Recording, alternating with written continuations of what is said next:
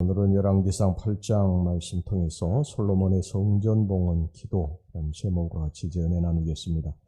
7년의 노력 끝에 이스라엘 백성의 가장 큰 수건 사업이었던 성전이 완공이 되었습니다. 그때가 주전 959년 8월경입니다. 솔로몬은 7월 절기 곧 매년 7월 15일에서 21일까지 약 일주일간 열리는 이 초막절에 백성들을 소집을 했습니다. 그리고 제사장들의 어깨에 법궤를 매게 한 후에 법궤를 시온산에 있는 다윗성에서 모리아산에 위치한 성전으로 옮기게 했습니다.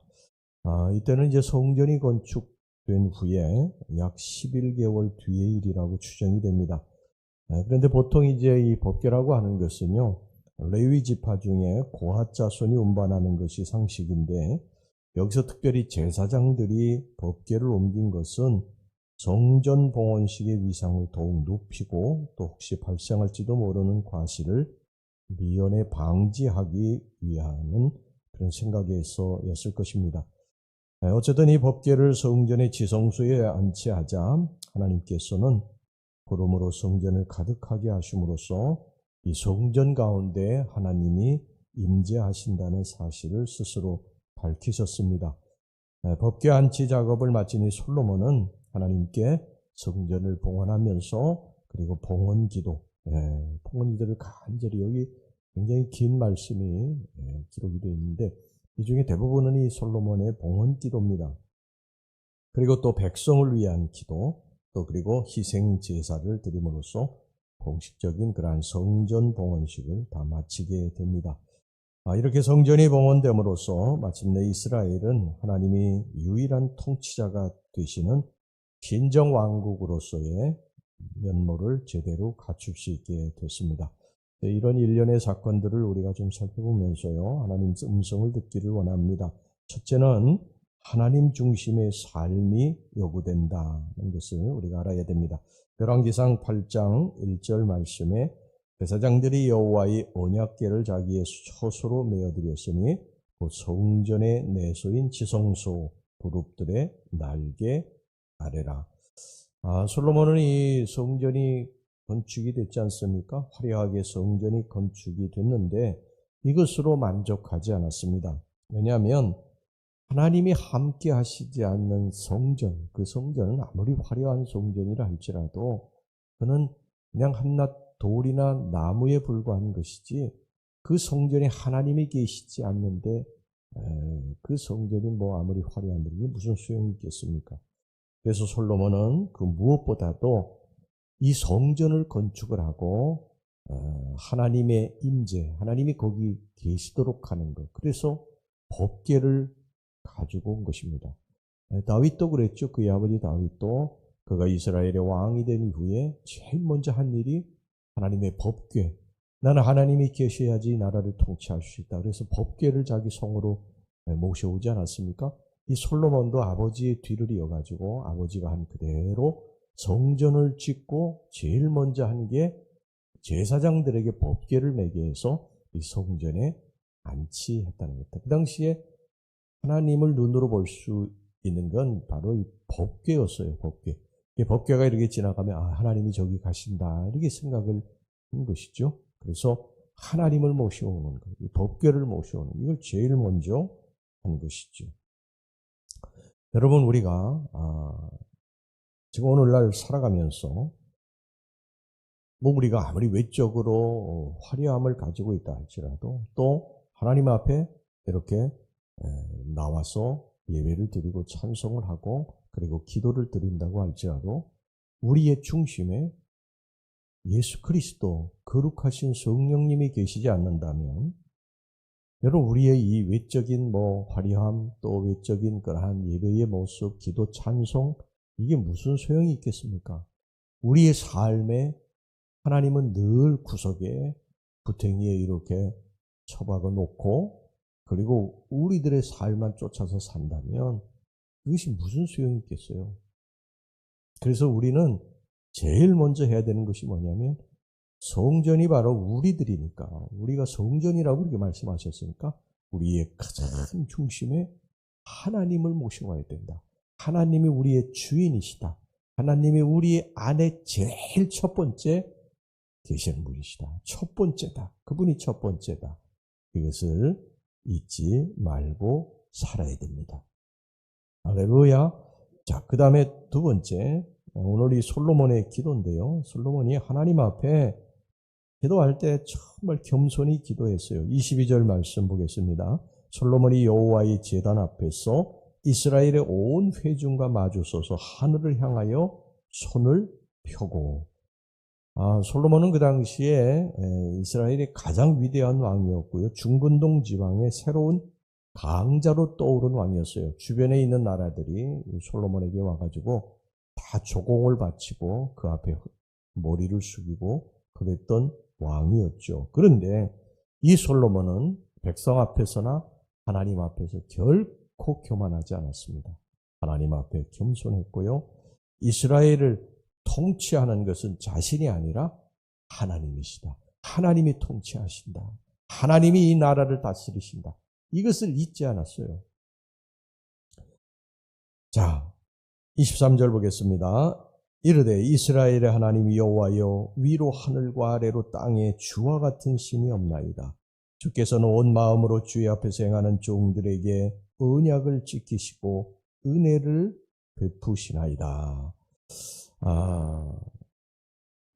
솔로몬이 왕이 됐다고 또 주변에 있는 나라들을 다 복속하고 조공을 받고 가장 강력한 그러한 이스라엘 왕이 됐다고 결코 교만하지 않았다. 근데 사실 이게 쉬운 일은 아니죠. 사울왕 같은 사람은 처음에 굉장히 겸손했고 자기가 왕의 제목이 되지 못하는 것에 대해서 막 도망다니면서 왕을 못하겠다고 했던 그런 사람이었지만 나중에 이게 변질이 되지 않습니까? 왕이 되고 나가지고 막 교만해지고 하나님도 무시하고 자기 마음대로 하고 더 이상 기도하지도 않고 그렇게 되지 않아요? 우리 인간 많은 경우에 우리 인간들이 그렇습니다. 병들었을 때 하나님 찾고 기도하다 건강해지면요 언제 하나님이 나를 고쳐주셨는가 하고서 하나님 싹 잊어버리고 내가 가난할 때 하나님 앞에 그렇게 기도하다가 돈 많이 생기고 부자가 되고 그러면 세상에 빠져가지고 그렇게 살고 비천할 때는 하나님 앞에 엎드려서 눈물로 기도하던 자가 권세를 얻고 지위를 얻게 되면요 그냥 목을 꼿꼿이 하고 하나님 성전과 멀어지고 이렇게 살아가는 이러한 우리 인간들의 모습 얼마나 주변에 많이 볼 수 있습니까? 근데 솔로몬은 왕이 돼서도 하나님 앞에 겸손하게 무릎을 꿇고 그렇게 기도했다는 것입니다. 여기 보면요. 자, 54절 보세요. 솔로몬이 무릎을 꿇었다고 되어 있어요. 하나님 앞에 무릎을 꿇고 손을 펴서 하늘을 향하여 이 기도와 간구로 여호와께 아뢰기를 마치고 여호와의 제단 앞에서 일어나 무릎을 꿇는다고 하는 것은 약한 자가 강한 자 앞에 하는 행위 아닙니까? 무릎을 꿇는 하나님 앞에. 그러니까 솔로몬은 하나님이 통치자시라는 것을 전적으로 인정하는 것입니다.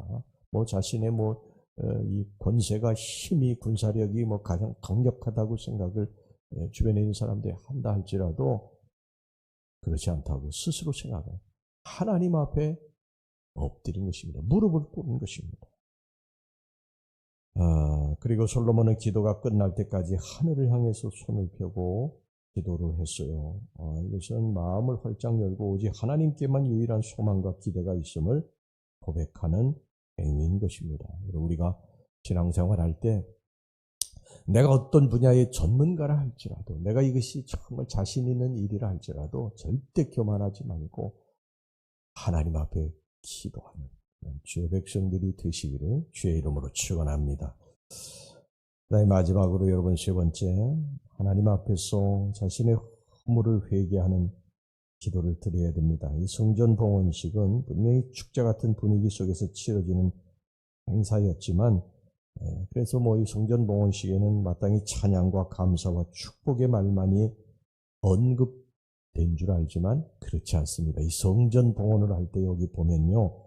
이런 그 축제의 자리에서 죄악의 형벌에 대한 그러한 말을 선포하고 있어요.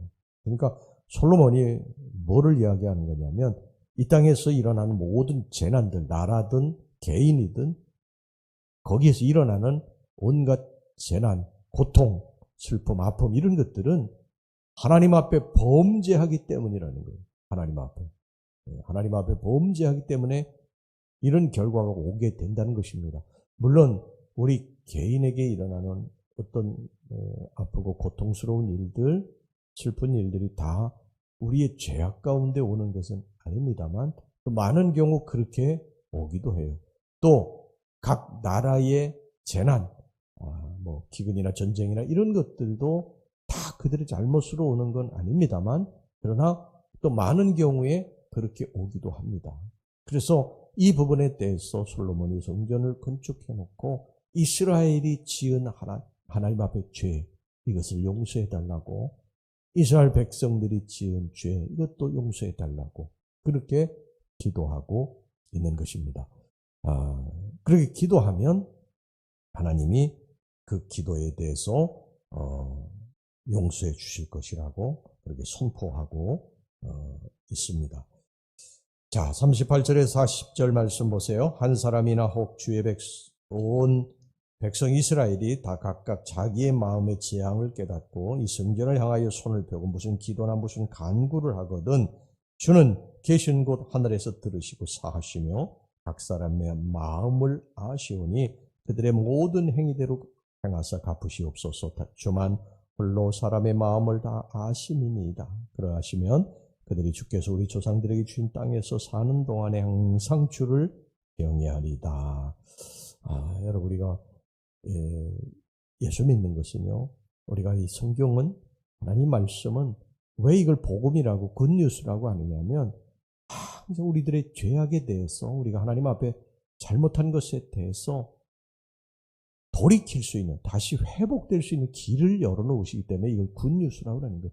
우리가 이 땅에 살면서 우리의 연약함 때문에 죄를 지을 때가 많지 않습니까? 하나님 앞에 정말 죄를 지을 때가 많잖아요. 그런데 만약에 우리들의 죄값을 하나님께서 그대로 그냥 심판하신다고 한다면 이 땅에 살아있을 수 있는 사람 누가 있겠습니까? 우리는 죄도 많고 허물도 많지만 복음이라고 하는 그 이유는 뭐냐면 회개할 수 있는 길 그리고 그 회개함으로 다시 회복될 수 있는 길이 있다는 것이죠. 우리가 하나님 앞에 내가 잘못했습니다. 하나님 내가 정말 잘못했습니다. 죄인입니다. 그럴 때 하나님이 다시 회복시키신다. 우리의 삶을 회복시키신다는 것입니다. 누가복음 15장의 탕자가 아버지를 떠나가지고 허랑방탕해가지고 완전히 거지가 되지 않습니까? 비참한 인생이 되지 않아요? 그런데 탕자가 뭐라고 합니까? 내가 이제 돌이켜 아버지 집으로 돌아가겠다. 그래서 돌아가지 않아요?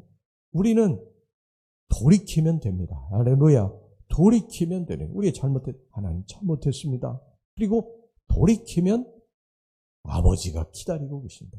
그래서 모든 것들 다 회복시켜 주시지 않습니까? 이게 복음입니다. 오늘 이 솔로몬이 이 성전봉헌식에서 이스라엘 백성들이 너희들이 회개하고 돌아와야 된다. 하나님 회개하고 돌아오면 이들을 용서하옵소서. 같이 회복시켜 주시옵소서. 그렇게 기도한 것입니다. 이 기도대로 이스라엘 백성들이 하나님 앞에 잘못한 것, 죄를 회개하고 돌이켰을 때 이 이스라엘 나라가 건강하게 섰는 줄로 믿습니다. 할렐루야. 기도합시다. 하나님 아버지, 오늘 솔로몬이 성전을 봉헌하고 하나님 앞에 기도한 내용들이 열왕기상 8장에 나와 있습니다. 하나님 우리들이 하나님 중심의 삶을 살게 해주시옵소서. 성전에 하나님이 계시지 않으면 우리의 외형적인 그러한 모습들이 무슨 소용이 있겠습니까? 언제나 우리들의 중심에 하나님을 모시고 살게 해주시옵소서. 그리고 늘 겸손하게 해주시기를 원합니다. 하나님 앞에 교만하지 않게 해주시기를 원합니다. 그리고 내가 하나님 앞에 범죄한 것이 있으면 주께 철저하게 회개하고 다시 돌이켜 주님 품 안에서 살게 해주시옵소서. 예수님의 이름으로 기도하옵나이다. 아멘.